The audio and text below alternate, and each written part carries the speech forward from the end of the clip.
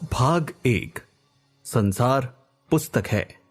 जब तुम मेरे साथ रहती हो तो अक्सर मुझसे बहुत सी बातें पूछा करती हो और मैं उनका जवाब देने की कोशिश करता हूं। लेकिन अब जब तुम मसूरी में हो और मैं इलाहाबाद में, हम दोनों उस तरह से बातचीत नहीं कर सकते। इसलिए मैंने इरादा किया है कि कभी कभी तुम्हें इस दुनिया की ओर और उन छोटे बड़े देशों की जो इस दुनिया में हैं छोटी छोटी कथाएं लिखा करूं।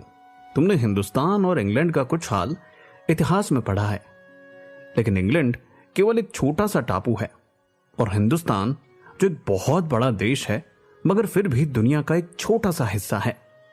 अगर तुम्हें इस दुनिया का कुछ हाल जानने का शौक है तो तुम्हें सब देशों का और उन सब जातियों का जो उसमें बसी हुई है ध्यान रखना पड़ेगा। केवल उस एक छोटे से देश का नहीं जिसमें तुम पैदा हुई हो।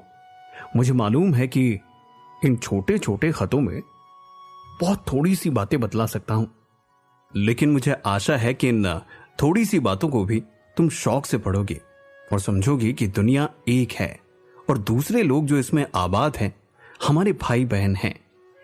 जब तुम बड़ी हो जाओगी तो तुम दुनिया और उसके आदमियों का हाल छोटी मोटी किताबों में पढ़ोगी। उससे तुम्हें जितना आनंद मिलेगा उतना किसी कहानी या उपन्यास में भी ना मिला होगा। ये तो तुम जानती ही हो कि यह धरती लाखों करोड़ों वर्ष पुरानी है और बहुत दिनों तक इसमें कोई आदमी न था। आदमियों के पहले सिर्फ जानवर थे और जानवरों से पहले एक ऐसा समय था जब इस धरती पर कोई जानदार चीज न थी। आज जब यह दुनिया हर तरह के जानवरों और आदमियों से भरी हुई है, उस जमाने का ख्याल करना भी मुश्किल है जब यहां कुछ न था। लेकिन विज्ञान जानने वालों और विद्वानों ने, जिन्होंने इस विषय को खूब सोचा है और पढ़ा है, लिखा है कि एक समय ऐसा था जब यह धरती बेहद गर्म थी और इस पर कोई जानदार चीज नहीं रह सकती थी।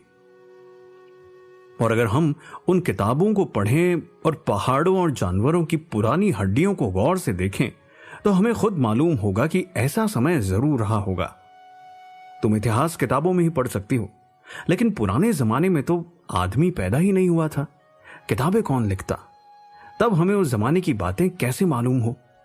यह तो नहीं हो सकता कि हम बैठे बैठे हर एक बात सोच निकालें।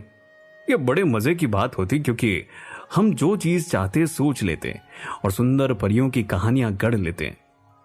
लेकिन जो कहानी किसी बात को देखे बिना ही गढ़ ली जाए वो ठीक कैसे हो सकती है? लेकिन खुशी इस बात की है कि उस पुराने जमाने की लिखी हुई किताबें न होने पर भी कुछ चीजें ऐसी हैं जिनसे हमें उतनी ही बातें मालूम होती है जितनी किसी किताब से होती। ये पहाड़, समुद्र, सितारे, नदियां, जंगल, जानवरों की पुरानी हड्डियां और इसी तरह की और भी कितनी चीजें हैं जिनसे हमें दुनिया का पुराना हाल मालूम हो सकता है। मगर हाल जानने का असली तरीका यह नहीं है कि हम केवल दूसरों की लिखी हुई किताबें पढ़ लें, बल्कि खुद संसार रूपी पुस्तक को पढ़ें। मुझे आशा है कि पत्थरों और पहाड़ों को पढ़कर तुम थोड़े ही दिनों में उनका हाल जानना सीख जाओगी। सोचो कितने मजे की बात है। एक छोटा सा रोड़ा जिसे तुम सड़क पर या पहाड़ के नीचे पड़ा हुआ देखती हो, शायद संसार की पुस्तक का छोटा सा पृष्ठ हो। शायद उससे तुम्हें कोई नई बात मालूम हो जाए। शर्त यही है कि तुम्हें उसे पढ़ना आता हो। कोई जबान, उर्दू, हिंदी या अंग्रेजी सीखने के लिए तुम्हें उसके अक्षर सीखने होते हैं। इसी तरह पहले तुम्हें प्रकृति के अक्षर पढ़ने पड़ेंगे, तभी तुम उसकी कहानी उसकी पत्थरों और चट्टानों की किताब से पढ़ सकोगी। शायद अभी तुम उसे थोड़ा थोड़ा पढ़ना जानती हो। जब तुम कोई छोटा सा गोल चमकीला रोड़ा देखती हो तो क्या वो तुम्हें कुछ नहीं बतलाता? ये कैसे गोल, चिकना और चमकीला हो गया और उसके खुरदुरे किनारे या कोने क्या हुए? अगर तुम किसी बड़ी चट्टान को तोड़कर टुकड़े टुकड़े कर डालो तो हर एक टुकड़ा खुरदरा और नुकीला होगा। ये गोल चिकने रोड़े की तरह बिल्कुल नहीं होता। फिर ये रोड़ा कैसे इतना चमकीला, चिकना और गोल हो गया? अगर तुम्हारी आंखें देखें और कान सुने तो तुम उसी के मुंह से उसकी कहानी सुन सकती हो। वो तुमसे कहेगा कि एक समय जिसे शायद बहुत दिन गुजरे हों, वो भी एक चट्टान का टुकड़ा था। ठीक उसी टुकड़े की तरह उसमें किनारे और कोने थे जिसे तुम बड़ी चट्टान से तोड़ती हो। शायद वो किसी पहाड़ के दामन में पड़ा रहा। तब पानी आया और उसे बहाकर छोटी घाटी तक ले आया। वहां से एक पहाड़ी नाले ने ढकेल कर उसे एक छोटे से दरिया में पहुंचा दिया। इस छोटे से दरिया से वो बड़े दरिया पहुंचा।